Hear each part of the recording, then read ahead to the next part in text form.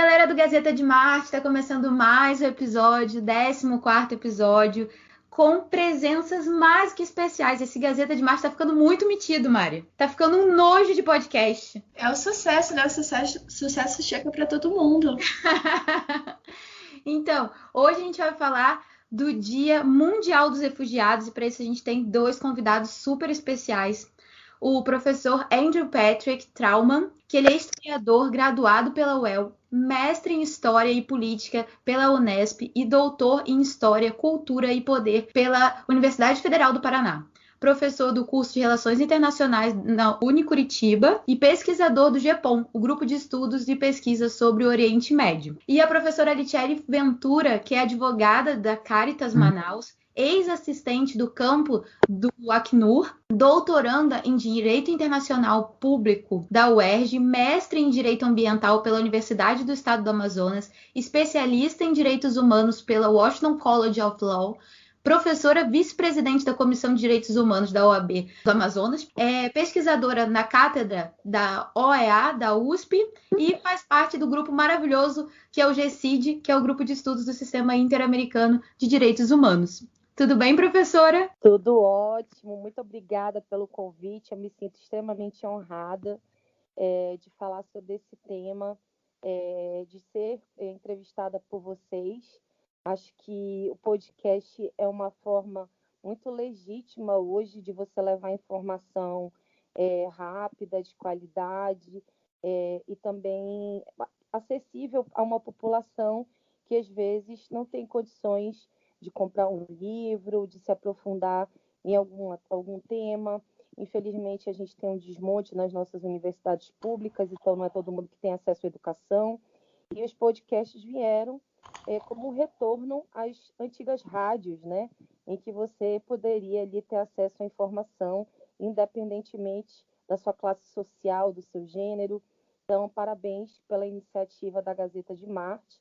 E para mim é um prazer estar hoje com um pesquisador de tão alto nível, professor Andrew Patrick. Eu sou louca por história, sou apaixonada.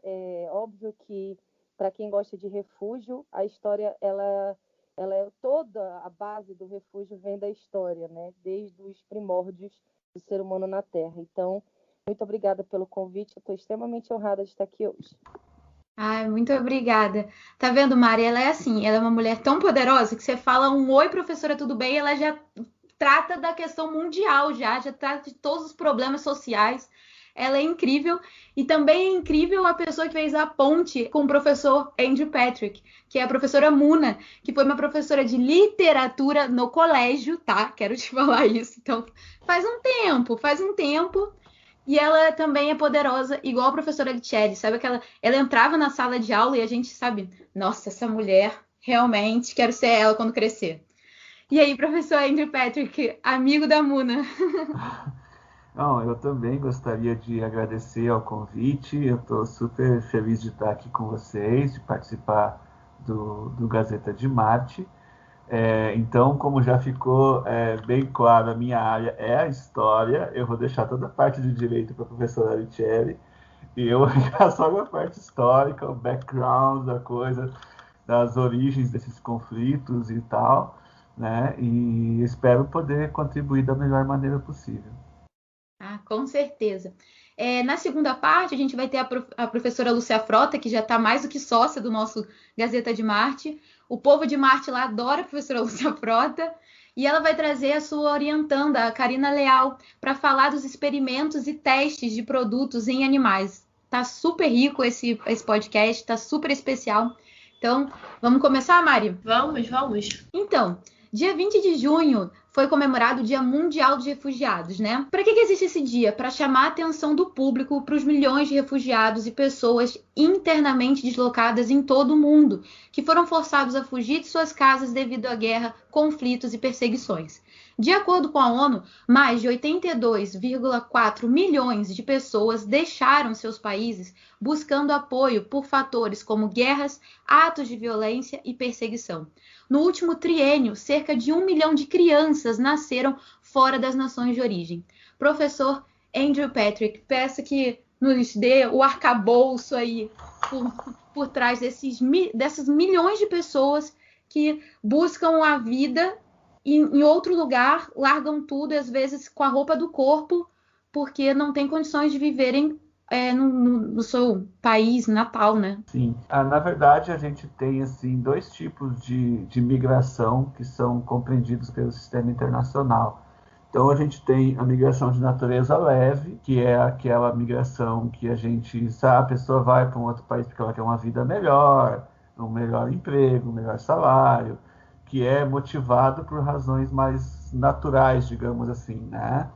E o que a gente vai falar hoje, que é a de natureza grave ou severa, que é quando a pessoa realmente ela é expulsa da sua terra de origem, seja por uma guerra, seja por perseguição política ou religiosa, ou de qualquer outra natureza. Hoje também, uma coisa que meus alunos trabalham muito no curso de Relações Internacionais são os refugiados ambientais.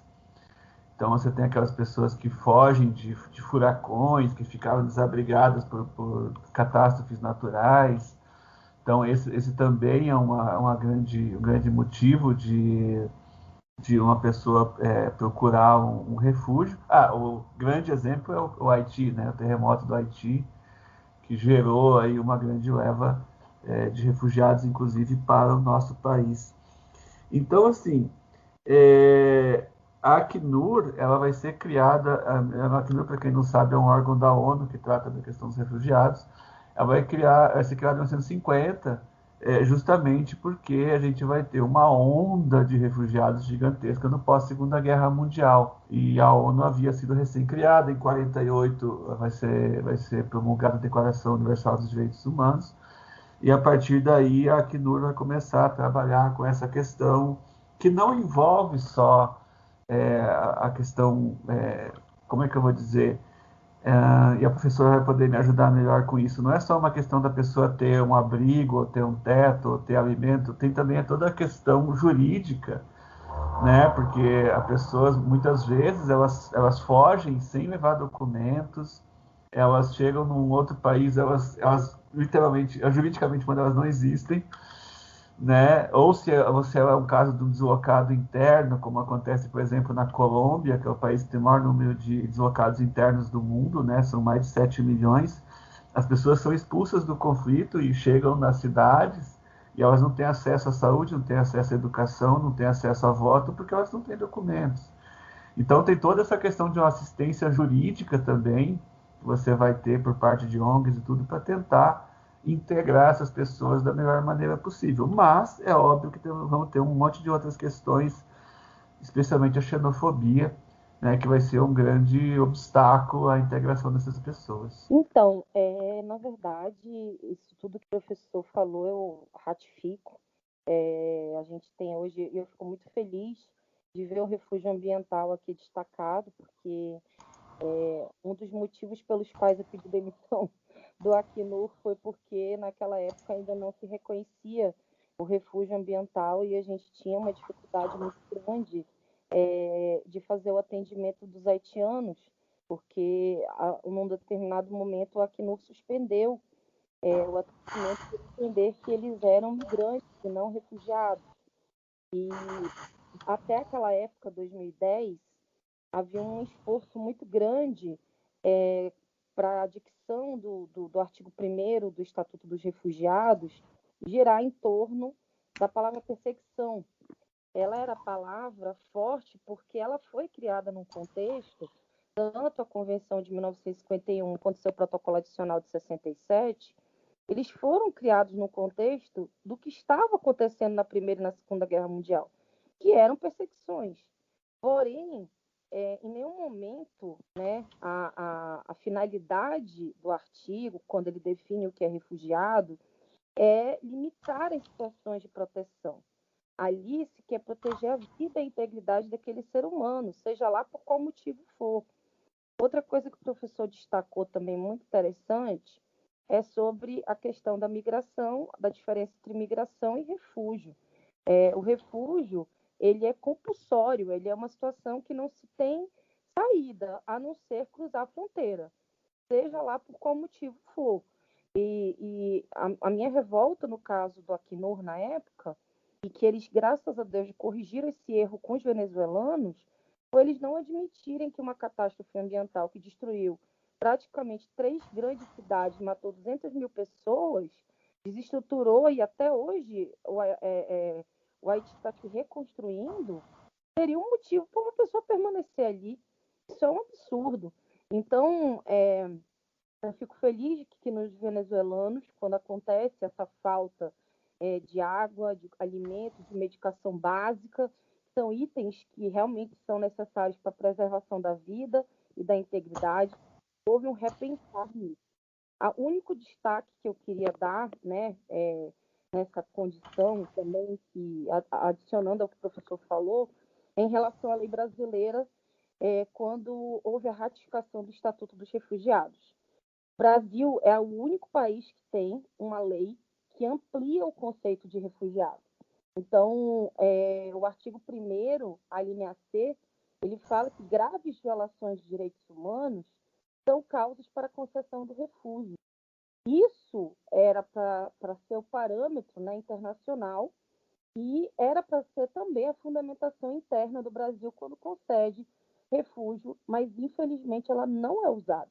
E ela não é usada propositalmente para não criar precedentes. Então, só aí a gente já começa a ver uma série de problemáticas. A ausência de uma legislação atualizada, clara, a própria xenofobia destacada por vocês, o próprio conflito cultural, étnico, racial, até de gastronomia. Então, assim, tudo isso são processos que precisam de medidas de integração. Então, a gente tem bastante coisa para falar sobre esse cenário dos refugiados. Sim, eu trago até um número que é do Conectas, né? Foi até de setembro de 2020, uma matéria que eles fizeram, que eles falam que, de acordo com o CONARE, que é o Comitê Nacional para Refugiados, existem no total cerca de 45 mil refugiados no Brasil. Destes, cerca de 38 mil são da Venezuela, o que faz com que o país tenha o maior número de pessoas do país vizinho em situação de refúgio. Mas, além dos venezuelanos, tem também sírios, congoleses, angolanos. É uma diversidade, o que é assustador, porque quer dizer assim, muita gente de vários lugares estão precisando de refúgio, estão precisando reconstruir a vida num local que não é o seu, que não é de sua origem, que não tem seus amigos, seus parentes, enfim. Isso é muito preocupante, né? E vale ressaltar, Patrícia, que no caso do Brasil especificamente, apesar de termos uma legislação e uma Constituição muito benéfica, tanto para refúgio como para migração atualmente, desde 2017 houve uma nova lei de migração, nós não temos um plano nacional para refúgio. Então, isso dificulta muito o padrão de atendimento, as medidas de integração desses indivíduos, até de interiorização deles, para desafogar as cidades por onde eles entram. E aí, não tendo um plano nacional, não se tem o que cobrar diretamente do governo. Fica tudo muito aberto, né? E dependendo, como o professor falou, de entidades não governamentais para executar essas ações, como é o caso da Caritas, onde eu trabalho. Eu gostaria só de acrescentar que aqui em Curitiba, nós tivemos no começo da década de 2010, nós tivemos uma onda relativamente grande de refugiados haitianos, e assim, lá na nossa faculdade nós também ajudamos eles a resolver, é por isso que eu mencionei a parte da documentação, né, que eles precisam regularizar a sua situação no país. Então, nós tínhamos alunos que faziam esse trabalho, orientados pelos professores, evidentemente. A gente também tem uma proximidade aqui em Curitiba com a comunidade síria, né? E é muito interessante, a professora Nichelle, ela citou muito bem a questão das diferenças culturais, né? O refugiado sírio, ele tem um espírito meio empreendedor, sabe? Ele quer abrir o próprio negócio, a lanchonete de shawarma dele e tal, e ele não quer saber. Por exemplo, eu conheço casos de cozinheiros sírios maravilhosos que não se recusavam a dar suas receitas para o patrão. Mas não, só eu que sei, e logo eu vou sair daqui, vou abrir o meu próprio restaurante, e tal, e tal, e tal. Já o haitiano não, o haitiano já é mais tipo, eu vou pegar o emprego que eu tiver e tal. Eu acho muito interessante a gente observar essas diferenças aqui também, sabe? E aqui em Curitiba a gente viu isso muito de perto. Bom, como a professora Michele ela está em Manaus, ela com certeza tem muito mais contato com a questão dos venezuelanos do que eu. Aqui em Curitiba eu não deve ter um ou outro aí, mas eu acho que eles ainda estão mais no norte ou talvez até no sudeste, São Paulo, não sei.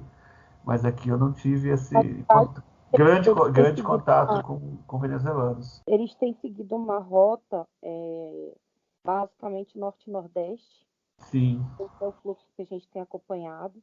Alguns chegaram aí para São Paulo, mas eu queria, antes da gente ir para os venezuelanos, porque eu acho que dentro de todos esses fenômenos, né, de mobilidade humana, esses são os últimos que a gente teve realmente um fluxo bem intenso.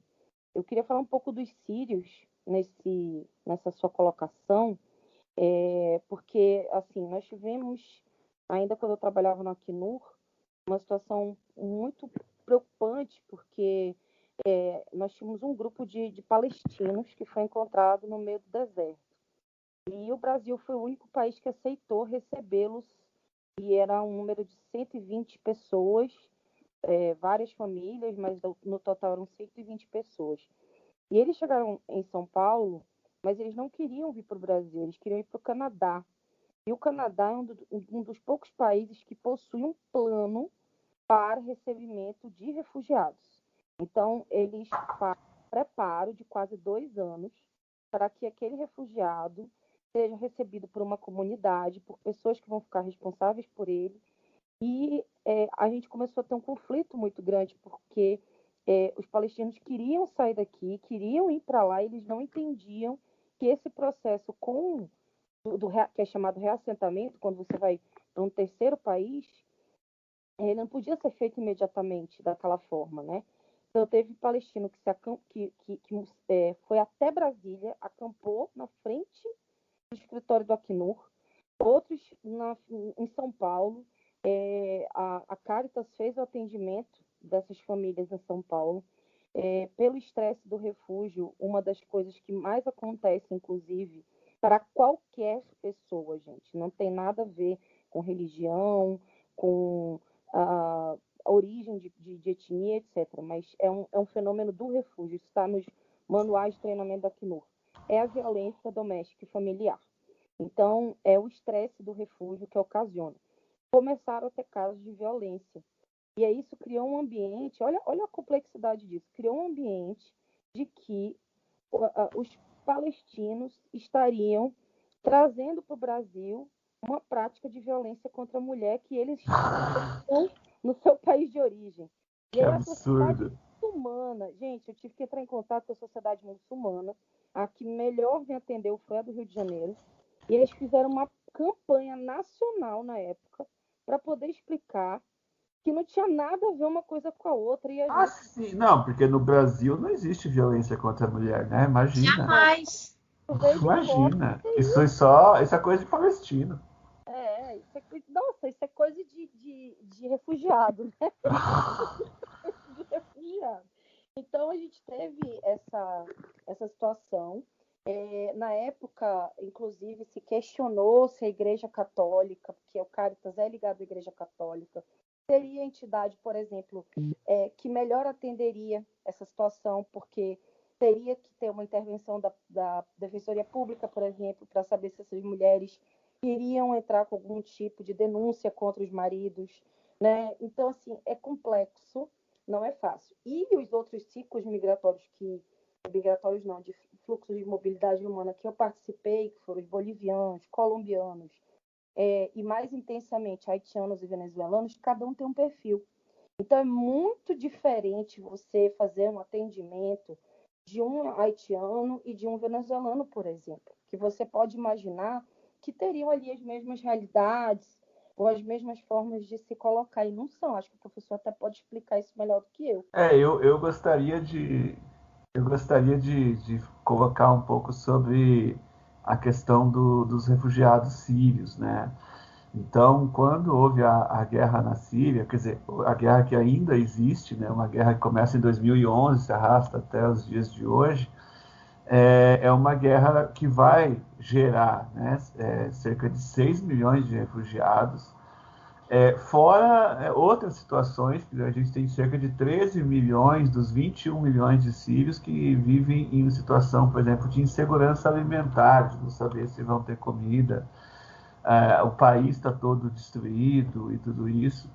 E como que foi feita, eu vou falar entre muitas aspas, essa distribuição, porque é óbvio que não é uma distribuição assim organizada.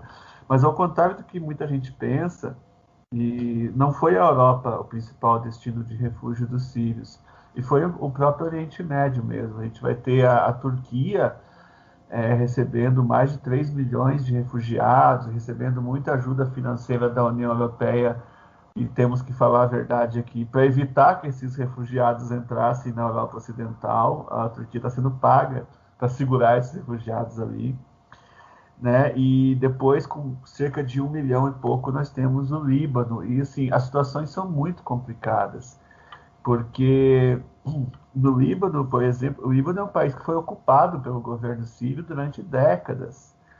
Então você tinha boa parte do território libanês ocupado pelo governo sírio do Hafez al-Assad, que é o pai do Bashar al-Assad, atual presidente. O Bashar al-Assad só vai retirar suas forças de lá em 2005, 2006, depois da morte do Rafik Hariri, que era o presidente libanês, primeiro-ministro, desculpe.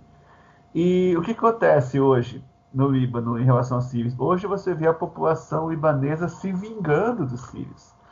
Tipo, agora vocês estão ferrados, vocês ocuparam o nosso país, não sei o quê, vocês, desculpa a palavra, mas vocês esculachavam a gente aqui quando vocês estavam no comando, e agora você vê sírios sofrendo horrores nas mãos de libaneses, assim, sabe? É um negócio bem, bem maluco, realmente, que acontece. E eu tenho informações sobre a embaixada, a professora mencionou o Canadá, né? Eu tenho uma ex-aluna que ela trabalha na embaixada do Canadá e tudo, e ela estava me contando que os sírios, eles acabam se adaptando bem ao Egito, que no Egito existem problemas de racismo, eles não recebem muito bem os refugiados da África subsaariana, especialmente os sudaneses, mas que com os sírios não tem problema. Então, os sírios são meio, eles consideram os sírios mais ou menos como iguais, assim.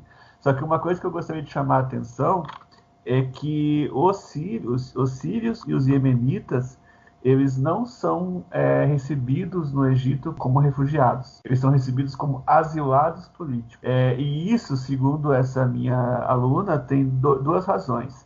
Uma, que o governo do Egito ele não quer se posicionar, ele quer ser o isentão da história da guerra da Síria. Então ele prefere não se posicionar e dizer, não, eles pediram um asilo político aqui, não tem nada a ver com isso. Né? E segundo, que muitas vezes o Egito é apenas um primeiro degrau para esses refugiados irem para outro país mais tarde, tentar a Europa ou um outro lugar. Então talvez nem é do interesse deles ficar assentado no Egito como refugiado, é meio que um trampolim para uma outra coisa. Então ela estava me contando que os egípcios e os iemenitas têm esse status de asilo político, eles não recebem status de refugiado. E aí, professor, a gente pode até fazer uma análise com o que aconteceu com os haitianos e os venezuelanos aqui. Porque os haitianos, eles não conseguiam, né, o governo não conseguia colocá-los como migrantes. Criou-se uma categoria, na época a nova lei de imigração ainda não estava vigente, ela foi discutida. A anterior era da época da ditadura, então ela criminalizava migração e tudo mais. E eles tinham um perfil completamente diferente de uma migração comum. Então criou-se o visto humanitário, que era uma classificação híbrida entre refugiado e migrante. Ela hoje está positivada na nova lei de imigração, mas os haitianos, eles, de forma um pouco surpreendente, entendia por que o Brasil não conseguia fazer a fundamentação no CONARE, né? Porque o CONARE é o Comitê Nacional para Refugiados. Qual era o empecilho para se reconhecer, uma vez que o Brasil tinha a grave violação de direitos humanos como fundamento. E aí guardem essa informação, porque quando aconteceu dos venezuelanos aumentarem o fluxo para o Brasil, você consegue tê-los colocados declaradamente pelo presidente. Os presidentes da República concederam status de refúgio automático para os venezuelanos. E aqui a gente entende por quê. Porque o governo que já estava no poder queria confrontar politicamente a Venezuela. Era muito interessante para ele ver que ele estava recebendo pessoas que não tinham sido bem tratadas naquele país ou que estariam sendo perseguidas ou teriam caráter. Mas, na verdade, o povo que chegava aqui da Venezuela não chegava por perseguição. Só perseguição de fome, de sede, de falta de estrutura.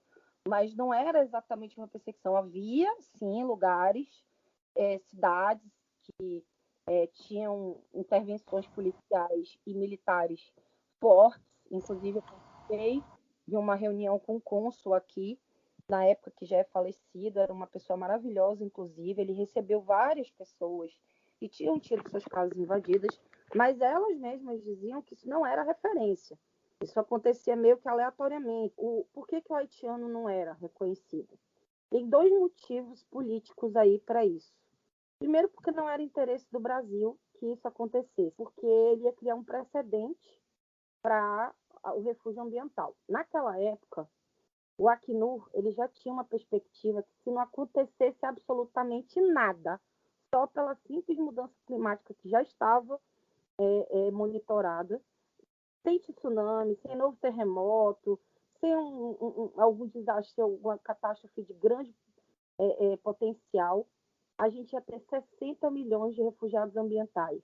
E aí o Acnur viraria a maior agência da ONU, não tendo ele o orçamento correspondente para isso.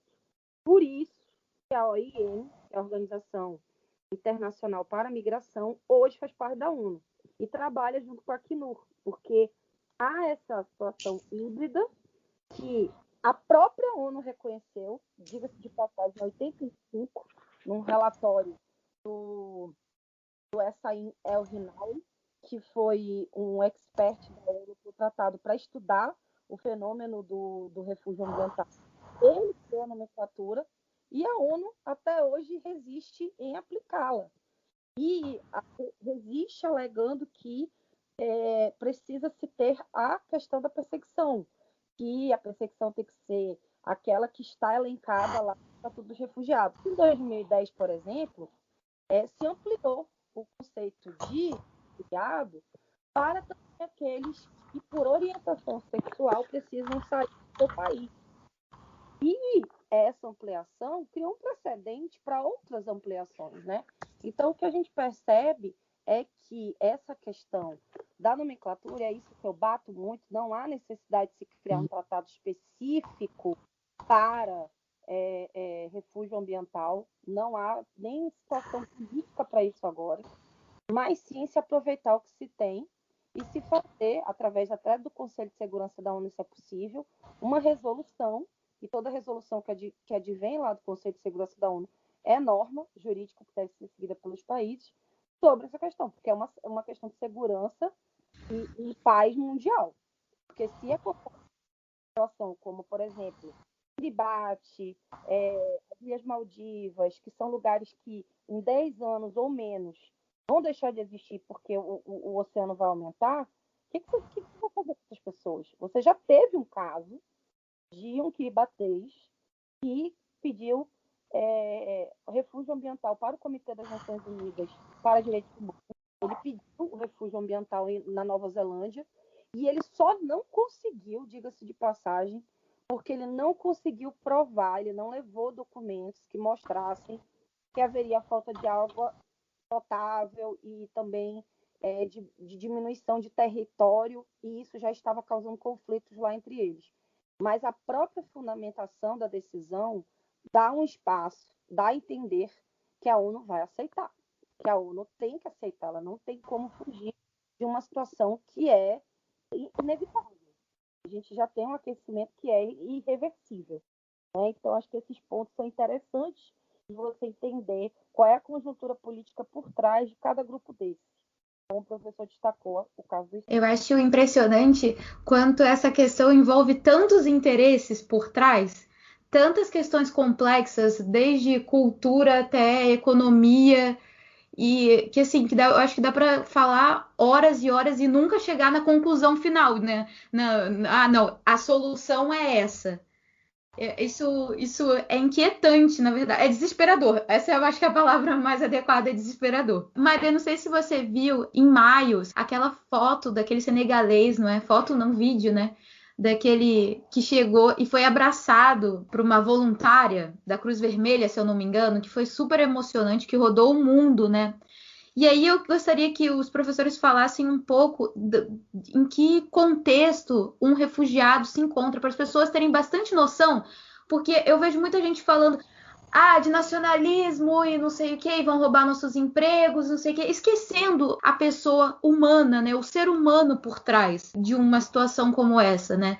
É muito fácil você apontar e apontar para o outro é sempre um modo de união, né, de uma sociedade, ela sempre recorre a esse recurso, desculpa, as palavras não ficaram meio repetitivas. Eu gostaria que vocês falassem um pouco dessa situação, vocês têm mais contato. Olha só, recentemente nós tivemos um episódio ali entre Marrocos e Ceuta, ali no Estreito de Gibraltar, onde cerca de 8.000 marroquinos cruzaram, é a única fronteira terrestre entre Europa e a África, e eles cruzaram aquela região e entraram em Ceuta, e ali se causou um grande escândalo internacional, uma grande crise diplomática entre Marrocos e Espanha, que já vinha de antes, né? Então, assim, vou dar um leve background, assim, mas o que acontece é que existe uma região no Marrocos chamada Saara Ocidental. Essa região ela está buscando a sua autodeterminação já desde 1975, né? Ou seja, então 46 anos. E basicamente o que aconteceu? Eles têm um líder, né? Chamado Brahim Lali, e ele estava com Covid, ele conseguiu asilo humanitário, desculpe, na Espanha para fazer um tratamento, e o governo do Marrocos retaliou esse asilo, deixando 8.000 marroquinos cruzarem a fronteira e entrarem na Espanha. Quer dizer, os refugiados, eles são peões nessa história toda, né? Tem vários interesses muito grandes aí em que a vida dessas pessoas realmente não vale nada. Como você falou, Patrícia, do sacrifício, né? Você acha que quem atravessa o mar Mediterrâneo num bote para chegar à Itália arriscando a própria vida, esse é desespero puro. A pessoa não faz isso, vamos dizer assim, em sã consciência, se fosse uma coisa tranquila. Ela faz porque ela está realmente saindo, tentando fugir de uma situação irrespirável para ela, insuportável, né? Então, a mesma coisa acontece em relação à Síria, né? A Síria foi um case para mim, porque a Síria, a população síria estava ali cercada pelo governo sírio, pelo Estado Islâmico, pela Frente al-Nusra, que era um grupo radical islâmico somente sírio também. Aí você tem a atuação dos Estados Unidos, você tem a atuação do Irã, você tem a atuação da Rússia, você tem interesses sauditas. E o que menos interessa nessa guerra, assim, para esses governantes, é o bem-estar das pessoas. As pessoas estavam morrendo como moscas nesse conflito, e isso era o que menos estavam se preocupados. Estavam preocupados, um está preocupado em prejudicar o Irã, outro está preocupado em prejudicar a Arábia Saudita, os Estados Unidos e não sei o quê. Então, assim, é uma situação muito complexa. Em relação ao que você perguntou especificamente vão tomar os nossos empregos, eu acho isso tão ridículo, porque a gente sabe que os refugiados, geralmente, eles pegam os empregos que ninguém quer. Assim como o imigrante brasileiro que vai para os Estados Unidos entregar pizza, né? O que vai acontecer basicamente é a mesma coisa. Aqui em Curitiba, nós tivemos muito haitianos se tornando frentistas de posto de gasolina. Daí eu até brincava, falei, nossa, gente, eu falo para os meus alunos, nossa, porque o sonho de vocês é ser frentista de posto de gasolina, né? Então, assim, nossa, o haitiano está roubando o meu emprego. E você tinha vários imigrantes bem qualificados também. E eu acho que quando você tem essas pessoas, você tinha haitianos que falavam vários idiomas, que tinham curso superior, e são pessoas que vêm para contribuir, né? Então eu acho que quanto mais pessoas qualificadas nós tivermos, melhor, independente da sua origem, se são brasileiros ou estrangeiros e tal. Eu acho que é um jogo de ou você vai dar empregos que os brasileiros não querem, ou você vai dar emprego a pessoa qualificada. Quer dizer, o Brasil não tem nada a perder com isso. Esse discurso é um discurso que não se sustenta, ele é baseado num medo, né?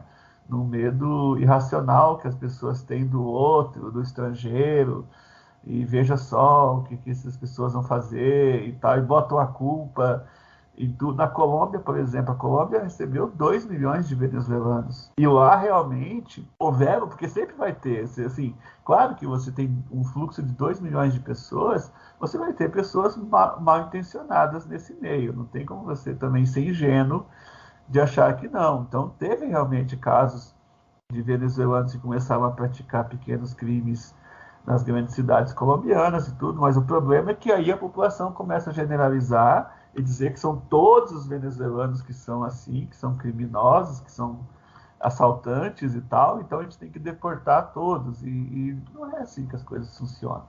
Mas isso acontece muito, você pega na Europa, um sírio faz uma besteira, meu Deus, a culpa de tudo que está acontecendo é dos sírios. Uma coisa que eu acho essencial dizer que é a crise de 2008. A gente não estaria passando por isso sem a crise de 2008 que vai levar, que é o pano de fundo da Primavera Árabe. Porque a crise de 2008 leva a uma crise econômica mundial. Então você vai ter problema. Eu discordo muito quando eu vejo pessoas fazendo interpretações da Primavera Árabe como se fosse uma coisa à parte do resto do mundo. E não, né? Então, assim, a Síria estava em crise econômica, a Líbia estava em crise econômica, o Egito estava em crise econômica. Então, tudo isso leva às manifestações. Não era só uma questão de democracia, era uma questão de desemprego, era uma questão de fome que vão levar a essas manifestações, né?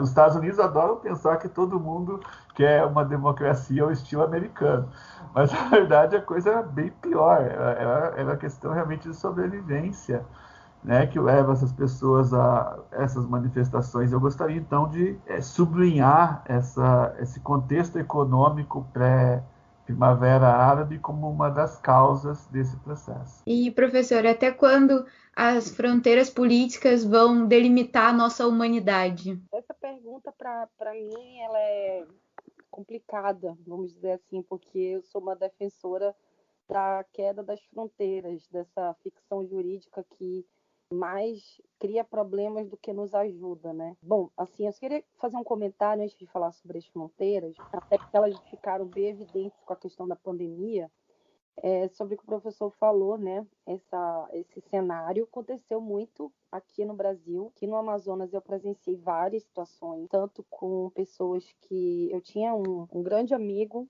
fiz amizade com ele, na verdade, ele trabalhava como garçom no local onde eu almoçava todo dia, e ele veio do Congo, e veio fugido, veio como refugiado, tinha seu status, estava regular, trabalhava como ninguém, fazia faculdade, fez o curso de novo, e não conseguiu a revalidação do seu diploma. E uma das vezes que eu estava almoçando, ele foi entregar o prato e a moça começou a limpar o prato. E aí aquilo me chamou a atenção, e aí ela falou assim: será que esse pessoal que vem da África, como se a África fosse um lugar só, será que eles não estão trazendo ebola pra gente aqui, assim, coisas absurdas, né? E isso aconteceu com os venezuelanos demais, inclusive nas redes sociais, propagou, a gente teve que intervir pela OAB, porque o que acontecia? Se acontecesse algum furto perto do local onde eles começaram a se concentrar quando eles chegavam em Manaus, era culpa deles. Estava passando por algum acaso, por acaso alguma situação de criminalidade, de aumento da criminalidade, atribuíam aos venezuelanos. E aí o que aconteceu? Houve uma interceptação policial sem mandado no abrigo dos venezuelanos que ficava na frente da rodoviária aqui em Manaus. Faço parte do comitê também estadual aqui de refúgio e tráfico de pessoas. e o comandante estava indignado, porque a operação era para durar 2 dias. Quando deu meio-dia, ele mesmo suspendeu, ele contrariou a ordem do seu superior, porque ele viu que não tinha nada ali naquelas barracas e que aquilo ali não correspondia, aqueles crimes que estavam reportando, que estavam acontecendo ali no entorno, não correspondiam a eles.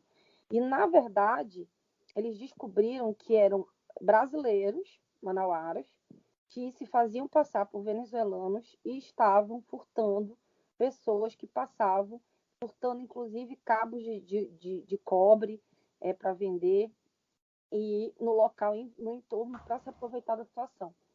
Então, veja só a violação de propriedade, porque ali era o local onde eles estavam, a violação da habitação, sem mandado judicial, sem razão, simplesmente por esse caráter. No Brasil, ele traz esse ranço porque, até hoje, quem faz o primeiro contato com o refugiado é a Polícia Federal. E não é a Polícia Federal especializada, não é a Polícia Federal concursada, é a terceirizada, que está ali contratada sem uma responsabilidade social que o Estado deveria ter. E que corriqueiramente vai sendo trocada e não tem preparo para atender, seja pelo idioma, seja para saber o histórico de vinda daquela pessoa, né? Tratá-la de maneira mais humanizada. Então, todas essas questões são complicadas e elas refletem essa xenofobia velada e explícita, porque dependendo da situação, ela pode ser explícita, como aqui começou a ser. Em Pacaraima, tivemos um venezuelano idoso assassinado, né, em praça pública, queimado quase vivo, porque ele estava já bastante espancado, né? E porque Pacaraima era uma cidade totalmente pequena, só para servidores públicos. Não houve um processo rápido de interiorização, né, para tirar venezuelanos dali e fazer atendimento, né, distribuí-los de uma forma a também não causar o caos ali dentro da cidade. E a situação ficou tão grave, gente, mas tão grave, que essas pessoas começaram a continuar andando, porque elas iam andando da Venezuela e continuavam andando. Gente, é muito longe. Vocês não têm ideia. De carro, são 12 horas daqui de Manaus para Caraima. Então, o que acontece? Essas pessoas, elas ainda vinham da Venezuela, sabe Deus de que cidade. Muitas vinham da cidade de fronteira, mas tinha gente que vinha de cidades mais centrais, caminhando numa estrada que é super fria. Alguns que começaram a se deslocar para a Colômbia, andando, ou seja, iam atravessar os Andes andando. E a estrada é fria, por mais que aqui no Brasil a gente já esteja na linha do Equador, é uma estrada de serra.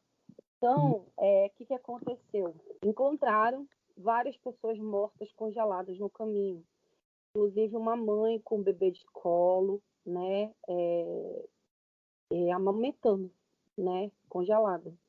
E outras pessoas que você ia encontrando paralisadas, congeladas. Então, por que isso acontecia? Porque elas estavam com medo de ir para Pacaraima, de ir para cidades que estavam ali sofrendo ameaças de rebelião da população em virtude da chegada dessas pessoas. E da distribuição de fake news sobre eles, né? Exatamente. E assim, tem uma coisa muito interessante, que em São Paulo houve um movimento um pouco diferente e que eu acho muito interessante de destacar. Uma ONG, ela criou uma forma de fazer com que o refugiado contribuísse para a sociedade e a sociedade contribuísse para o refugiado. O que eles montaram? Eles montaram um buffet temático. E os vários tipos de povos que São Paulo recebe, quem quisesse cataloga nessa ONG. A ONG não recebe nada, ela só faz a intermediação. E essas pessoas fazem os buffets.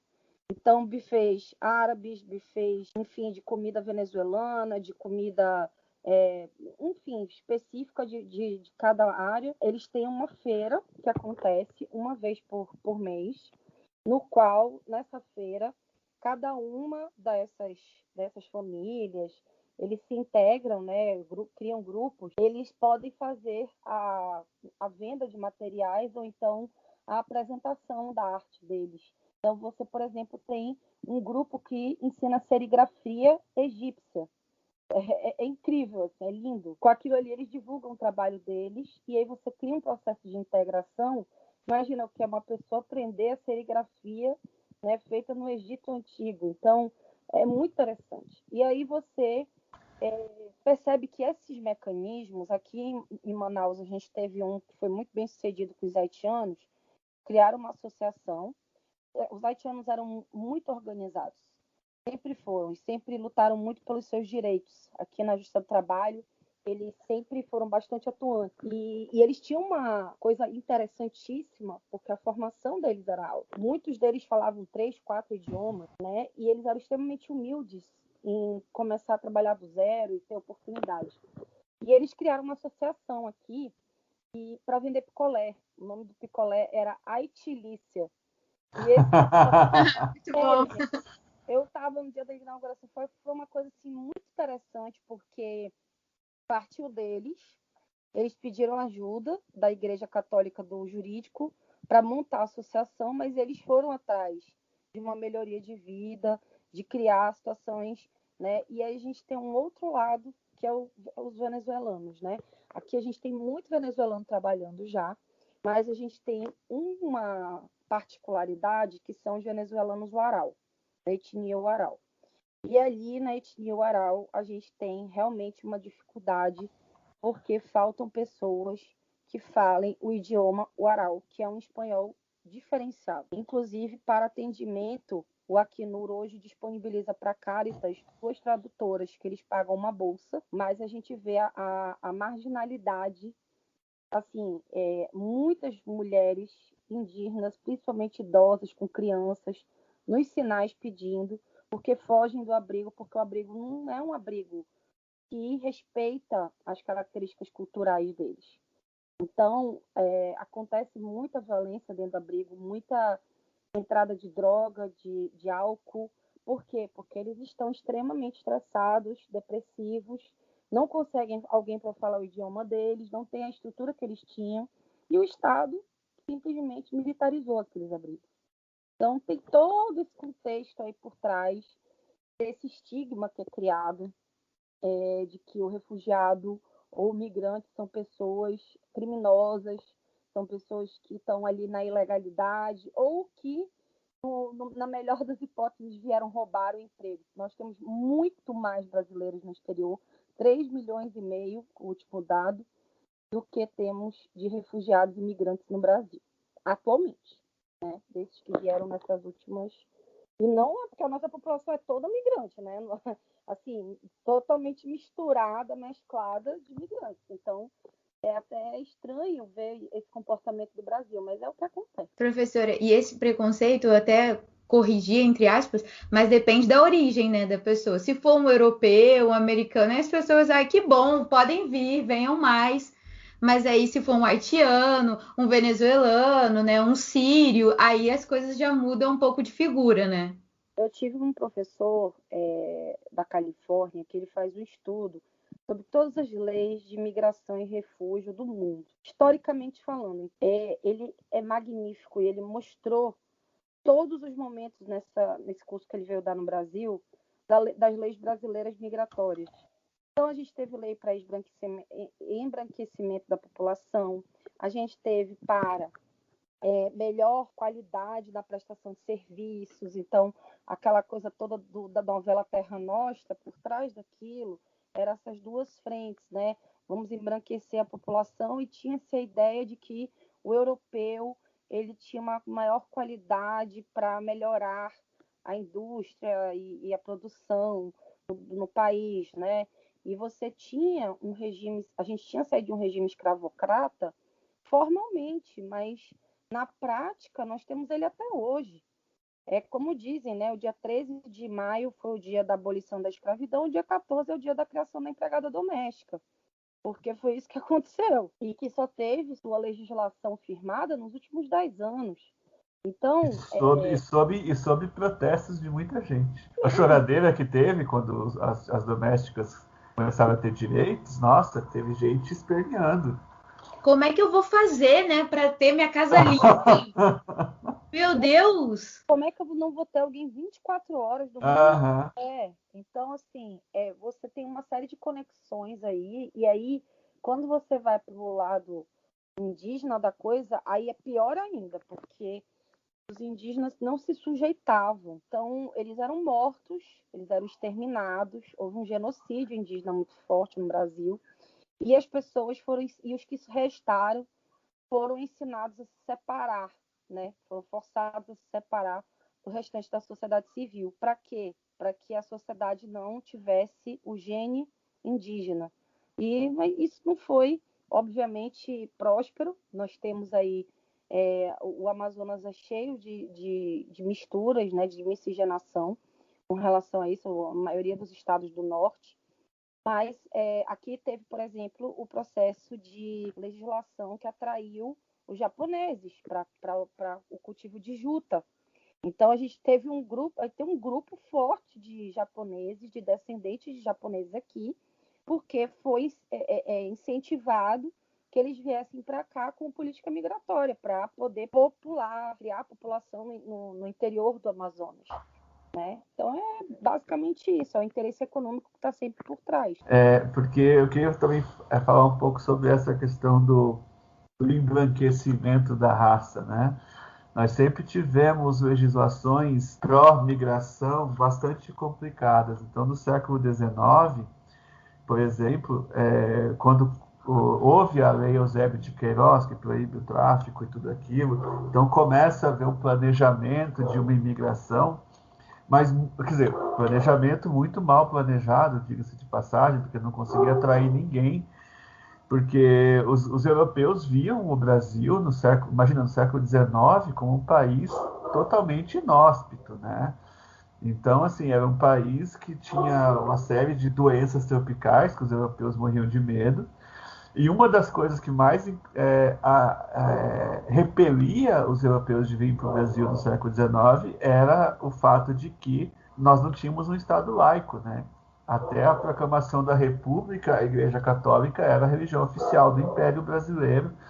E isso significa muita coisa. Eu sempre falo isso para meus alunos. Não é só uma questão de liberdade religiosa. O fato é de que você não tinha cemitérios públicos no Brasil. Então, ainda as pessoas ainda eram enterradas em igrejas. E aí, se você é protestante, né? Se você quer se casar, você não tinha o cartório, você tinha que casar na igreja. Mas se você não é católico, você não se casa. E se casar naquela época é uma coisa muito importante, né? Até os registros de nascimento, na verdade, eram os registros de batismo. Então, essas questões, quando você não tem um Estado laico, isso afeta a sua vida prática. Não é uma questão de fé pessoal, nem nada disso. Afeta realmente o teu dia a dia. E depois do século XX, nós tivemos, sim, uma onda de imigração. A professora mencionou os japoneses. Nós tivemos aqui no Sul muitos povos eslavos, né, como ucranianos, poloneses, etc.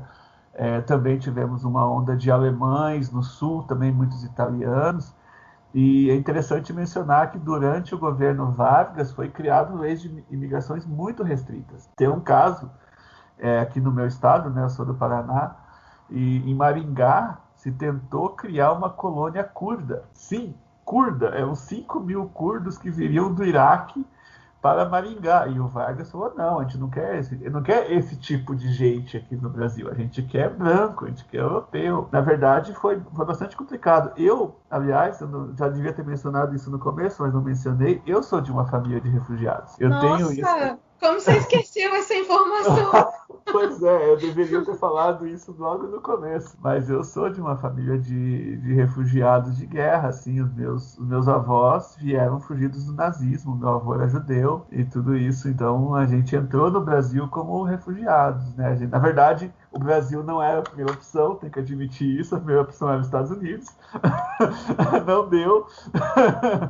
Daí a gente veio parar no Paraná. Eu falo a gente, mas assim, eu não era nem projeto naquela época, né? Mas eu quero dizer a família. Mas, enfim, e sofremos muito, porque o Vargas, quando começa a guerra, ele proíbe que se falasse o idioma alemão em público, ele proíbe que tivesse jornais e transmissões de rádio em japonês e em alemão, porque eram as línguas do eixo. O italiano já era considerado mais. Já estava mais acostumado, já estava mais aclimatado no Brasil, né, dona Mariana Tonassi, sua italiana?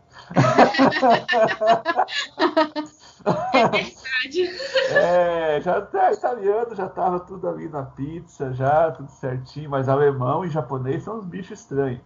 Então, eles sofreram bastante. Foram criados campos de concentração aqui, especialmente para japoneses e alemães aqui. Claro, não era o campo de concentração como os nazistas, não morreu ninguém, nada disso. Mas eles ficaram detidos. Era um campo de concentração, mas na verdade eram colégios que eles improvisavam, enchiam as salas de aula de refugiados e tal, e não deixavam essas pessoas se comunicar na sua língua natal. Então, na verdade, só para finalizar, a gente gosta nós gostamos de, agora nem tanto, acho que estamos menos ingênuos, mas quando eu era jovem, as pessoas gostavam de imaginar, o brasileiro é super gente boa, o brasileiro acolhe todo mundo, e não, não mesmo. A nossa política de imigração, ela continua sendo muito, muito restritiva. Bastante. Quer dizer que, na verdade, essa questão da você obter a sua nacionalidade não é tão fácil e, como a professora falou, todo estrangeiro que chega no Brasil, ele é a presunção da suspeição, né, e não da inocência. Você chega e tem que explicar que raio está fazendo aqui, o que você vai fazer aqui, e não sei. Claro que isso não é só um fenômeno do Brasil, né? Se você tentar emigrar dos Estados Unidos é ainda pior. Eles vão vasculhar suas redes sociais, vão vasculhar sua vida inteira. Queria só fazer um adendo numa das falas do professor sobre a questão da criação da cidade dos refugiados, né? Ia ser criada uma cidade e ia se isolar. Esse era o projeto de interiorização que se discutiu nos últimos 3 anos, e isso não tem nenhum cabimento, nem tem fundamentação perante o Estatuto dos Refugiados, ratificado pelo Brasil, como eu reitero aqui, porque a integração ela faz parte de um direito que o refugiado tem. Vale ressaltar que outra coisa que é interessante é que o refugiado ele não é um coitado. Ele vem e a gente precisa aproveitar que ele tem a oferecer também dentro do país. Então, ele vem com uma história de vida, ele vem com uma cultura, ele vem com uma carga que você talvez tivesse que viajar diversas vezes e ainda assim não iria aprender. O Canadá é muito interessante porque, apesar deles terem uma política muito rígida relacionada a refúgio e migração, ela não é rígida, ela é organizada, porque eles são muito bem aceitos lá. E por isso que a maioria dos palestinos queria ir para lá, porque sabia que lá, além da comunidade palestina ser grande, há esse tratamento, né, há essa visão de que quem vem de fora vem para agregar, não para tirar, que é uma coisa que, infelizmente, tá imbuída no sentimento do brasileiro. E eu nunca consegui entender, para ser bem sincera, eu lembro que em um dos processos de doutorado que eu participei, eu não vou falar aqui a instituição, mas era uma instituição pública de grande renome, eu fui perguntada, o problema principal do meu trabalho, da minha tese, era por que eu estava falando de refugiados, de direitos dessas pessoas e não dos direitos dos brasileiros. Meu Deus. Que ótimo. Eu fui perguntada e reiteraram a pergunta. Foram 3 pós-doutores que fizeram essa pergunta e ainda reiteraram. Porque eles ainda discutiram como se achassem que aquilo ali era um projeto que não iria contribuir nada com a academia, com o Brasil e etc., né, com a universidade. E é interessante, né, porque a gente visualiza, eu olhando para aquelas pessoas e vendo que elas não eram, sabe, a gente vê pelas características que elas são brasileiras, mas elas não têm a descendência brasileira. Aquilo ali veio de fora. E a vontade que eu tinha era de pegar um espelho e dizer assim, vem cá, você não está se enxergando aqui, não? Você já procurou a história da sua família para saber por que então você veio para cá e por que é importante defender o direito da sua avó, do seu bisavô, até mesmo do seu pai? Quando ele entrou aqui, precisava de proteção. Para hoje você ser um professor de uma universidade federal, é muito triste você criar categorias para os seres humanos quando você não identifica aquela pessoa como ser humano. Você não identifica. Então, aquelas pessoas não são pessoas, elas são números, elas são objetos que podem ser permitidos ou não. E eu digo isso porque os haitianos só conseguiram, em massa, terem o visto humanitário, porque na época da Copa se precisava de mão de obra para terminar, não se tinha mão de obra humana. Isso é datado de tudo que é processo que vocês possam imaginar. E eles precisavam. Então, a mão de obra que se usou foi a mão de obra haitiana. E por isso que a maioria dos processos que há na Justiça do Trabalho são contra construtoras, contra incorporadoras. Por quê? Porque eles trabalhavam justamente para eles, né? E se aproveitavam da qualificação, porque eles eram pessoas extremamente qualificadas.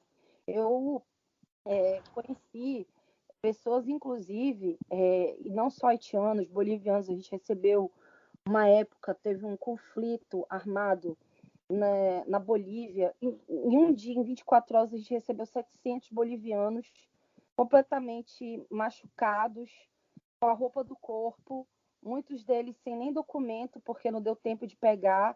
Eram funcionários públicos que tiveram casas explodidas, foram perseguidos, uma coisa louca, assim, um absurdo. Gente que ficou com membros amputados por conta das intervenções. E aí, essas pessoas ficaram jogadas de uma quadra poliesportiva em Brasileia, com várias intervenções do Ministério Público Federal para o governo federal mandar verba. O próprio governo do Acre pedindo ajuda para o que estava acontecendo. A população começa a se revoltar porque essas pessoas precisam se alimentar, então elas começam a ser mendigos, a se prostituir, a fazer o que aconteceu também em Pacaraima, diga-se de passagem, com os venezuelanos, e também a fazer o mercado, os pequenos mercados, né? Venda de bala, venda de coisas de sal, sendo que a cidade era muito pequena para estruturar aquilo. Então, os comerciantes locais começaram a se revoltar porque ficaram ali com uma concorrência quase que, para eles, na cabeça deles, desleal. Assim, essa falta de estrutura, né, e era uma coisa que a gente discutia muito nas reuniões com a MPF, a falta de um plano nacional e a falta também de uma rede. Porque, às vezes, você tem 2, 3 entidades trabalhando com a mesma coisa e não tem nenhuma trabalhando com outra. E isso sobrecarrega. No caso dos haitianos aqui, não tinha CARE, só tinha Pastoral do Migrante com uma freira. A freira chegou um ponto, gente, que atravessavam 1.700 por dia e chegavam na base de 1.000 em Manaus, que vinham de Tabatinga. O padre já não tinha mais o controle de ir enviando aos poucos. Então, eles faziam fila na frente da pastoral, dormindo no sol e na chuva. E essa freira, ela ficou tão desesperada que ela precisou ser internada, que ela não dava conta de fazer o atendimento. Hoje, a minha preocupação maior, como eu falei, é com a etnia Uarau, que é a que está mais vulnerabilizada aqui, porque eles não têm um atendimento, uma estrutura que seja condizente com a etnia, com a cultura, com as tradições. E isso faz com que eles fiquem marginalizados nas ruas, pedindo para não voltar, pedindo dinheiro para poder pagar aluguéis, para não voltar para os abrigos, porque nos abrigos sofrem violência. É complicado. E uma situação que só piorou com a pandemia, né? Porque o último episódio foi inclusive sobre doação, para essa necessidade da gente movimentar, cada um ajudar um pouco para a gente conseguir ajudar as pessoas, porque tem muita gente em situação de vulnerabilidade, de insegurança alimentar e miséria e tudo mais. E aí isso tudo se agrava. Se os probleminhas que não eram probleminhas, né, mas são exponencialmente aumentados. E aí, pelo avançar da hora, Mari, a gente eu nem apresentei a gente, você tem noção? Eu não apresentei a Mari, o pessoal conhece a Mari. E o legal é que eu sou historiadora também, eu havia dito para ele. O meu TCC foi sobre o Holocausto. E eu conheci o Alexander Lax, sabe? Eu não sei se Sim. ele... E ele também veio para o Brasil como segunda opção, porque ele queria ir para os Estados Unidos, mas veio para o Brasil. Mas fala que foi super bem recebido, e isso faz muita diferença. Eu gostaria que as pessoas pensassem muito sobre isso, sobre a importância de acolher essas pessoas, que tudo que elas precisam nesse momento é um acolhimento, né? Quando a gente fala em refugiado, quando a gente fala em receber, a gente não fala só em dar um local, mas construir laços com essas pessoas, que isso é fundamental. Isso é fundamental para qualquer ser humano, e com os refugiados não é diferente. Eu achei muito enriquecedor as falas dos professores. Com certeza a gente vai sair daqui com novas perspectivas, com novos conhecimentos. E assim, é certo, o refugiado, tanto o povo que está recebendo ele, como o governo, desumanizam essas pessoas, né? É como se elas fossem qualquer coisa. E qualquer motivo, ainda que real, é um motivo para não recebê-los, para destratá-los, para marginalizá-los. E é realmente uma situação muito aterrorizante, é horrível, né? O brasileiro é chamado na doutrina internacional de alienígena, ou seja, a pessoa que é desconhecida, que é de fora, que é invasora. Então, vou chamar de alienígena, era o direito do estrangeiro. Ainda bem que esse nome ele caiu em desuso, porque ele era extremamente estigmatizador, né? Se bem que falar em alienígena na Gazeta de Marte tem tudo a ver. Pois é. Então, eu nem sei se vocês sabem, mas a Gazeta de Marte, a gente botou esse nome porque a gente desistiu de falar com o povo da Terra, porque só o pessoal de Marte para entender a gente. Porque a professora sofreu lá quando ela foi apresentar a tese dela, das pessoas perguntarem, é o que a gente sofre a todo episódio, porque a galera fica, por que vocês estão falando disso, gente? Quem é que se importa com os refugiados? Quem é que se importa com os animais? Enfim, com a questão dos homossexuais, a gente só trata desses assuntos. Então a gente resolveu focar em Marte. Lá a audiência bomba, a gente tá super bem. E aí a gente convida as pessoas... A maioria dos inscritos são de Marte. São, lá, cara, é top. Tá todo mundo como? Esperando o próximo episódio. Aqui... A gente tem uma comunidade muito grande lá. As pessoas têm camisas com o nosso rostinho. A Terra precisa ser colonizada. Então é isso, professor Andrew. Quer deixar suas palavras? Eu espero muito que volte, por favor. Quero que conheça o Carlitos também, nosso historiador também, que estudou comigo. Vai ser muito legal um próximo papo. Foi demais, eu nem vi a hora passar. Bom, Patrícia e Mariana, eu agradeço mais uma vez o convite. Eu me coloco à disposição de vocês para quando precisarem de um historiador aí para qualquer assunto. A gente sempre dá um jeito. E eu queria dizer que também não vi a hora passar, que achei super, super bacana. Foi realmente muito gostoso. Do jeito que você falou que seria, né? Que seria um bate-papo, seria uma coisa leve e tal. E eu vou pegar um pouco o gancho da professora quando ela falou que os podcasts se tornaram, né, uma forma de as pessoas terem acesso a coisas que certamente só teriam nos livros há décadas atrás. Então, eu acho que é muito bonito esse trabalho de vocês. Como disse o ministro da Economia, livro é coisa de rico, né? E a gente tem que taxar livro, exato. Então, eu acho que conseguir levar esse conhecimento ao maior número de pessoas é muito bacana. Então, vocês estão de parabéns e foi um prazer para mim. Muito obrigada. Hashtag muito obrigada, Muna, professora.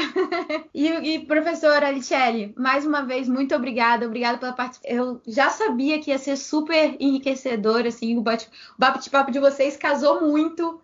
Foi uma química muito legal. A gente nem falou, né, Mari? A gente ficou aqui só admirando. Mas muito obrigada, professora. Dê aí suas últimas palavras, por favor, aqui nesse episódio. Por favor, nesse episódio, viu? As últimas palavras.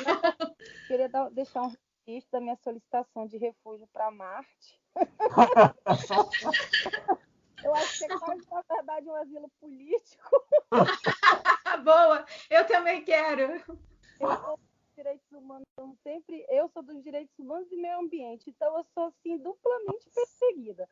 O professor Andrew, ele deve estar, nesse momento da vida dele, com um grande problema, porque ele explicar esse momento da história Ninguém vai acreditar. As próximas gerações não vão acreditar. As próximas gerações, assim, eu lembro que quando eu lia no livro sobre a revolta da vacina, eu ficava me perguntando como Exatamente, eu também. com vacina.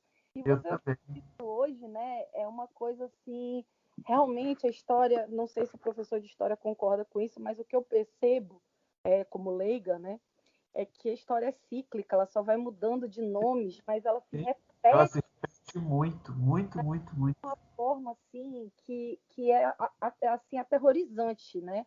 E a gente precisa quebrar a roda. Aquela roda que os gregos diziam que existia, a gente precisa quebrar para que ela possa se reconfigurar. Então, assim, para mim foi uma honra participar, não só porque era a Patrícia, que é uma pessoa que eu admiro demais, sempre teve um trabalho incrível. Conheci a Mari hoje, conheci Marte mais de perto. E, principalmente, tem uma coisa que sempre me traz uma grande honra, é participar de um evento que eu não tenha que discutir com alguém do direito. Eu fiz direito, né? Estudei com uma perspectiva, hoje eu tenho outra, mas eu sempre falo para os meus alunos, a Patrícia sabe disso, o direito é uma área muito injusta, porque ele se apropria de categorias que não são dele, de uma forma superficial, e isso cria problemas para o próprio direito, né? Para o próprio senso de justiça.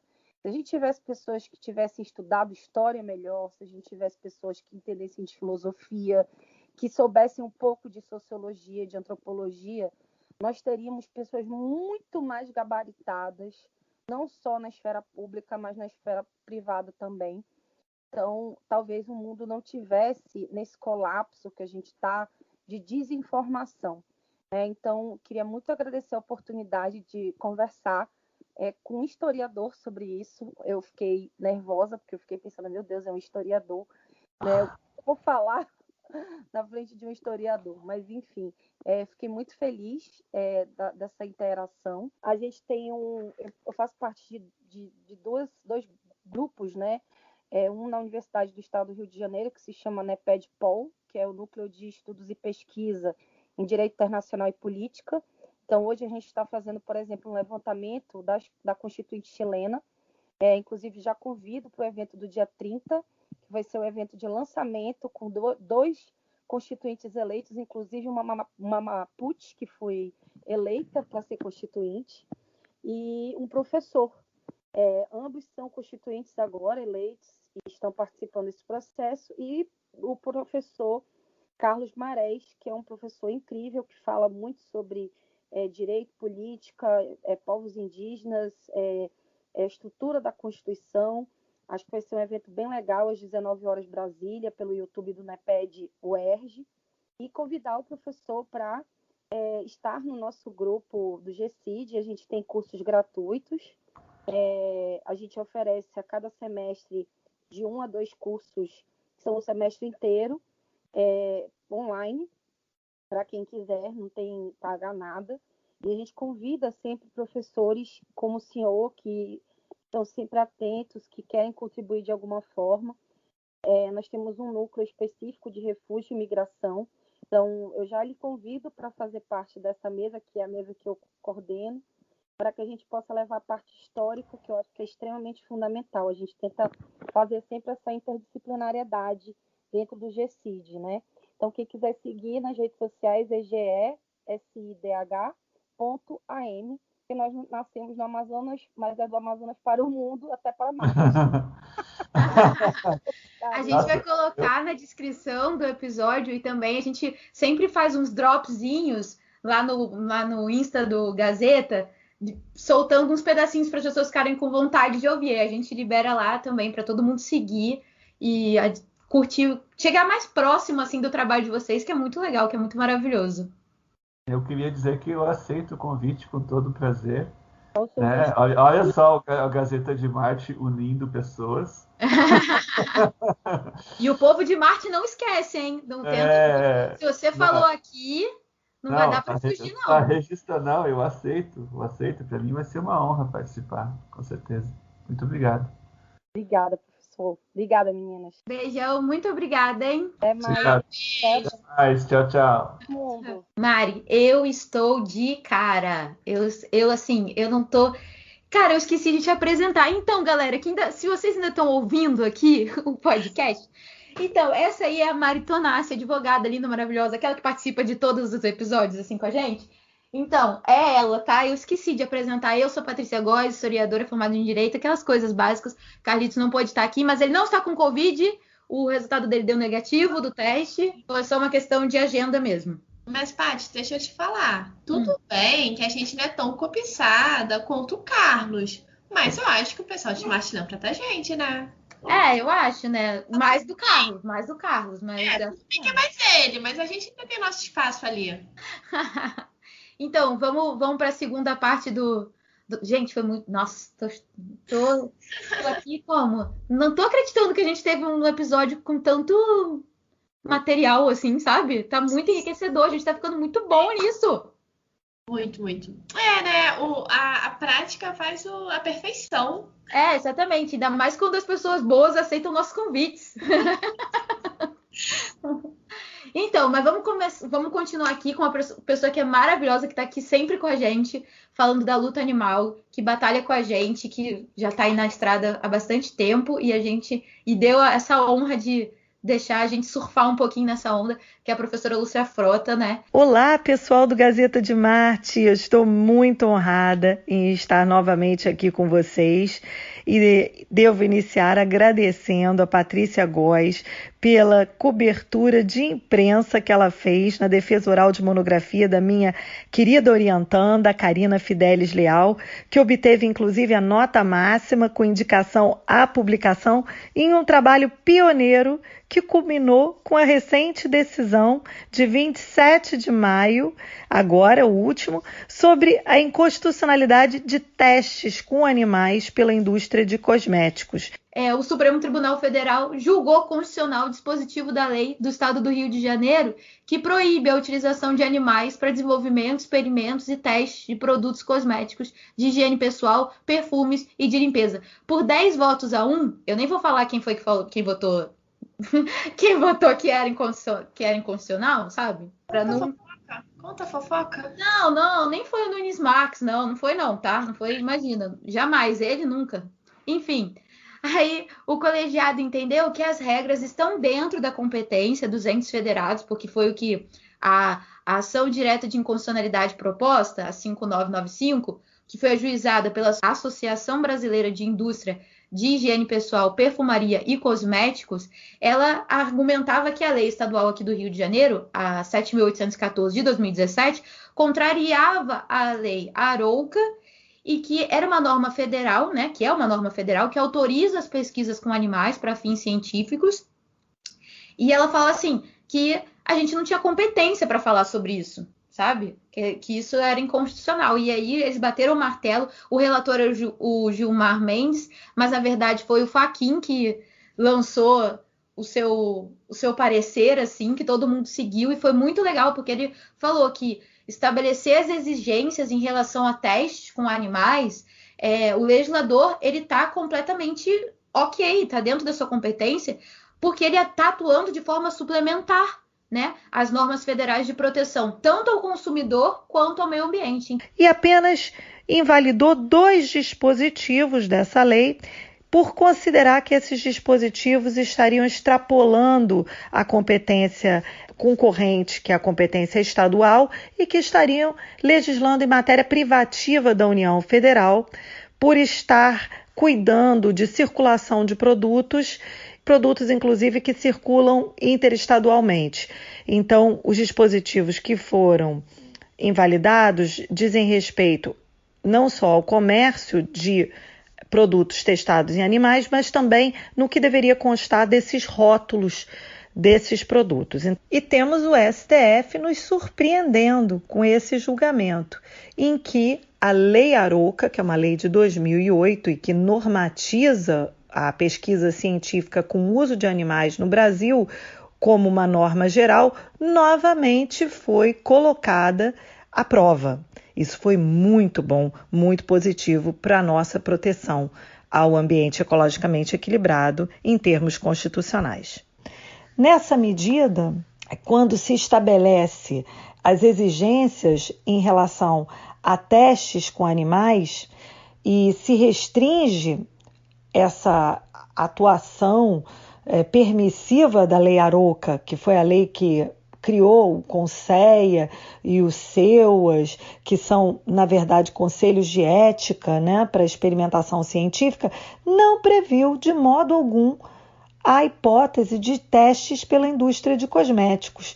Ela deixou de prever, então ela fez uma norma geral lacunosa, e o legislador estadual, por sua vez, do estado do Rio de Janeiro, ele passou a atuar de forma suplementar às normas federais de proteção, tanto ao consumidor quanto ao meio ambiente. Então, nesse sentido, o voto do ministro Edson Fachin foi inovador. E por isso eu estou fazendo um trabalho científico, que eu estou levando, inclusive, para Portugal, a respeito da proteção suplementar, que é trazida aqui pelo federalismo cooperativo. Eu gostaria de falar também que recentemente eu publiquei um artigo no Conjur sobre federalismo cooperativo, mas no qual eu ainda não tinha feito esse trabalho profundo sobre o voto do ministro Edson Fachin, porque eu estava aguardando que o voto ficasse disponível para todos nós. Uma vez que o voto tenha sido disponibilizado, eu realmente verifiquei a grandeza do textual desse voto e a necessidade da gente exaltar toda vez que a nossa Corte Constitucional atua com uma técnica legislativa realmente digna de aplausos. A gente tem que considerar toda vez, nós operadores do direito, que há uma boa hermenêutica constitucional, a gente tem que fazer o que se faz quando realmente a Constituição está sendo resguardada, está sendo protegida, que é uma exaltação, né, desse julgamento. Então, por isso que eu quero continuar esse trabalho. Agora, com relação à Lei Arouca, que, na verdade, merece todas as críticas, eu gostaria de apenas pontuar hoje que ela merece estar na arena pública e merece ser criticada, porque é uma lei que invade completamente o artigo 225 da Constituição Federal, que garante aos animais que estejam livres de crueldade. Mas a Lei Arouca, por sua vez, ela autorizou de uma forma muito hipócrita os testes com animais, sem considerar os métodos alternativos, sem considerar toda a pesquisa científica que já vem sendo disponibilizada na área, justamente por profissionais específicos da área de biologia, biomédica, que defendem inclusive a objeção de consciência, que é um outro tema que a gente pode trazer também no ensino científico, né? Hoje, os estudantes não são mais obrigados a fazer, por exemplo, uma aula de anatomia num animal vivo, né? A Patrícia estava conversando comigo que ela não conseguiu entender na hora a diferença entre a dissecação e a vivissecção. Então eu vou explicar agora o que significa. Experimentação animal é gênero, do qual a dissecação e a vivissecção são espécies. Então, dissecação é quando você disseca, quando você abre um cadáver, um animal que já faleceu. Agora, existem em várias universidades e até clínicas veterinárias uma coisa chamada biotério. Inclusive, esse termo foi falado no julgamento que eu assisti, né? O julgamento. Ele falou em biotério, falou em eutanásia, né? O ministro Gilmar Mendes. E o biotério é simplesmente um lugar onde se mantém animais vivos para experimentação cirúrgica ou para modelos de ensino ou para repetidamente serem abertos vivos, vivissecção, abrir o animal vivo para experimentação científica. E eu gostaria de frisar que muitas vezes isso é feito sem anestesia ou com uma anestesia muito reduzida, porque os anestésicos são caros e o que é usado são outros produtos que às vezes causam parada cardíaca, extremo desconforto, agonia, dor, sofrimento e tudo mais. Então, quando nós estamos discutindo os testes com animais, nós estamos discutindo a dignidade da vida não humana na nossa grande família planetária. Bom, e quando a gente fala sobre métodos alternativos ao uso de animais, a gente tem que falar dessa filosofia do bem-estarismo, que é a filosofia dos 3 R's, né? Replace, Reduce, Refine, que na verdade é uma hipocrisia e que se baseia em você substituir, reduzir e até refinar os meios para a utilização dos animais quando for possível. Mas o que eu gostaria de frisar para vocês é que hoje já existem realmente muitos meios e que mostram que, na verdade, a biologia dos animais é muito diferente da biologia humana. E quando se fazem testes com animais para saber se aquilo é ou não prejudicial para o ser humano, raramente se chega a um desiderato que venha garantir que o ser humano vai passar incólume por aquela experiência. Então, nós temos vários modelos, como simulações computadorizadas, que são sistemas virtuais que podem ser usados no ensino de biomedicina, substituindo o animal.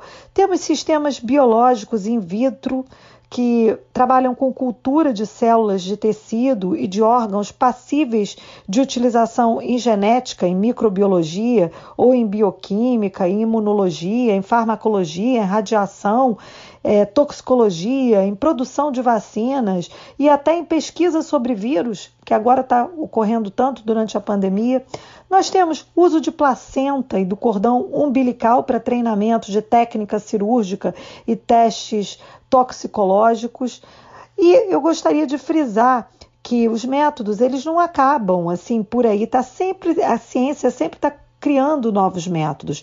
Temos culturas de bactérias e de protozoários também como alternativas aos testes contra o câncer. Cromatografia também é uma técnica que permite a identificação de compostos químicos e sua possível atuação no organismo não invasivo. Nós temos diversos estudos de farmacologia e no Brasil a Universidade Estácio de Sá foi a pioneira na adoção de métodos alternativos à experimentação animal, quando então era dirigida pelo seu fundador, Dr. João Uchoa.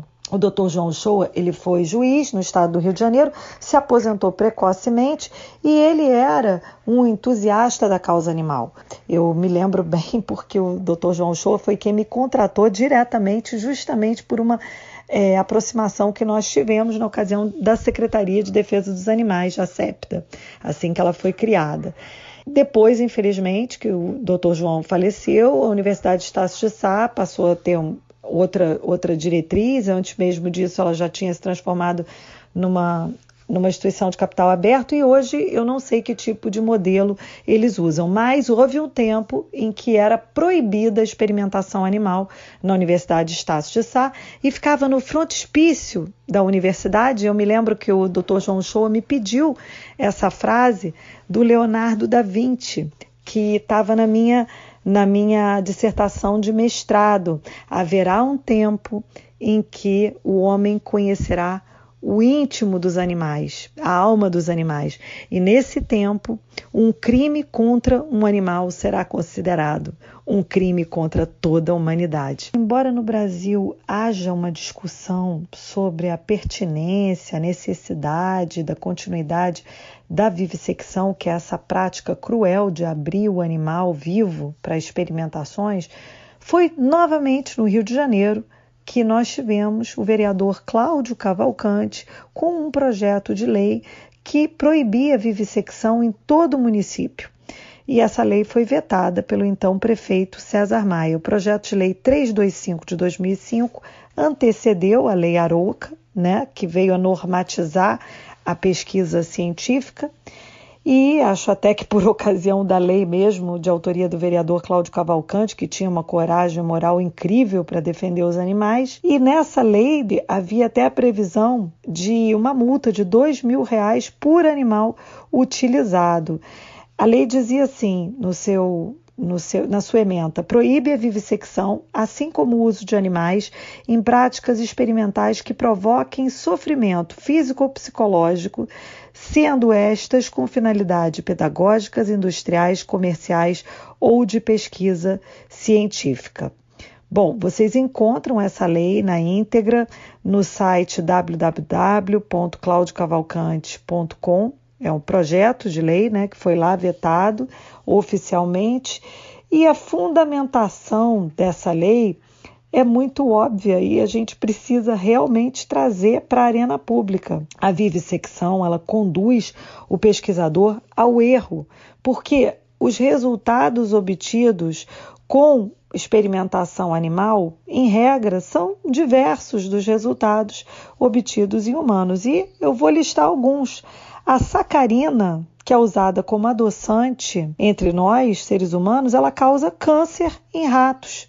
E é inofensiva para o ser humano.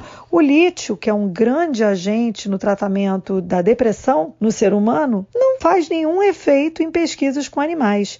A penicilina, que é um poderoso antibiótico contra infecções bacterianas nos seres humanos, mata porquinhos da Índia. A aspirina, que é um analgésico trivial, encontrado em todas as farmácias e utilizado largamente pelo ser humano, é fatal ou pode ser fatal para gatos. O arsênico é um veneno para o ser humano, mas é completamente inofensivo para ovelhas e para ratos, por exemplo, tá?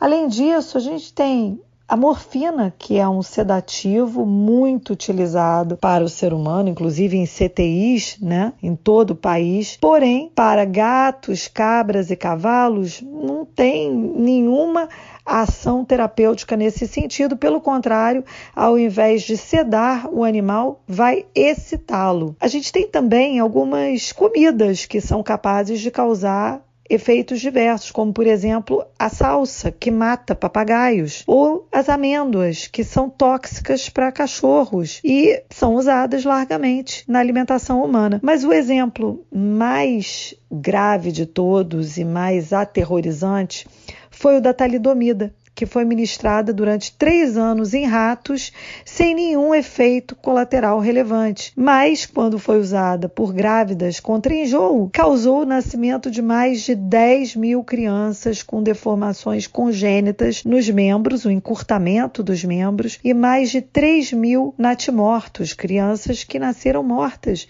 depois que suas respectivas mães, durante a gravidez, ingeriram talidomida para evitar enjoos, sem saber da periculosidade desse produto. Então, eu termino a minha fala dizendo que realmente o ser humano será sempre a sua própria cobaia. Não adianta fazer testes com animais, porque as biologias são distintas e levam invariavelmente a resultados divergentes. Cai por terra qualquer forma de justificativa científica, né? Com base em tudo que ela falou. Sim, eles literalmente, os cientistas optam em maltratar os animais. É assustador.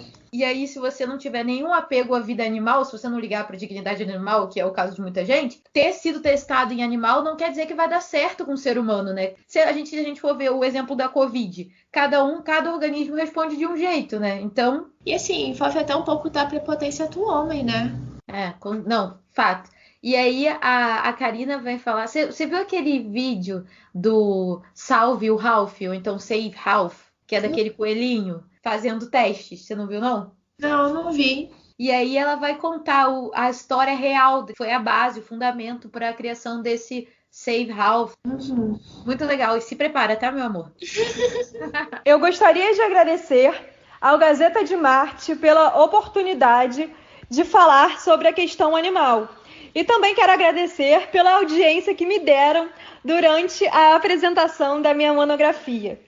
Também quero agradecer à professora Lúcia Frota por estar comigo desde os tempos da faculdade e ser um grande exemplo na causa animal. Na questão dos testes em animais para a produção de cosméticos, o teste Draze chama bastante atenção, porque ele demonstra a cruel realidade que os animais são submetidos durante os testes para a produção de cosméticos. Esse teste utiliza de coelhos albinos de olhos vermelhos, porque esses animais são dóceis e seus olhos são extremamente sensíveis. Os cientistas, para testar a toxicidade de alguns produtos, imobilizam os animais em barras de ferro e aplicam substâncias diretamente em seus olhos para testar a toxicidade delas.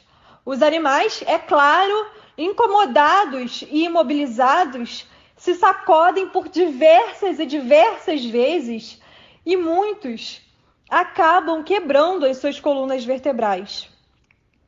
No YouTube tem disponível a campanha Save Ralph, que expõe a cruel realidade a qual são submetidos esses animais de uma forma nada lúdica e tem como finalidade ampliar a busca por marcas cruelty-free. Para quem não assistiu a essa campanha, ela está no YouTube e vale a pena dar uma olhadinha lá. Mais uma vez, agradeço à professora Lúcia Frota e ao Gazeta de Marte pela oportunidade de falar em prol dos animais. Muito obrigada, gente. Muito obrigada. Um grande beijo a todos. Foi um prazer estar aqui com vocês. Sem palavras, porque eu não sabia que os cientistas, faziam esses testes nos coelhos.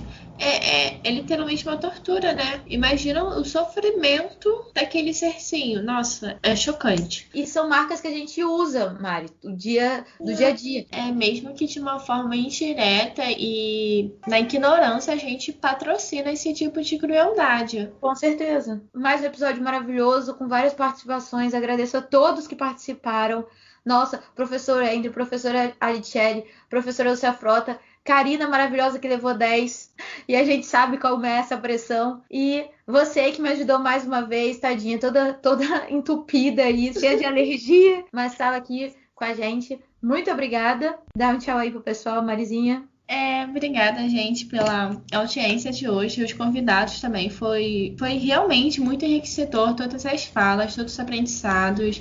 Parabéns para a Karina, pelo 10. Realmente um momento de muita tensão você apresentar o seu TCC. Enfim, é uma grande conquista. Beijo, gente. Beijo, gente. Está acabando o 14º episódio. Espero que vocês estejam aí para os próximos. E beijão. Até a próxima. Até!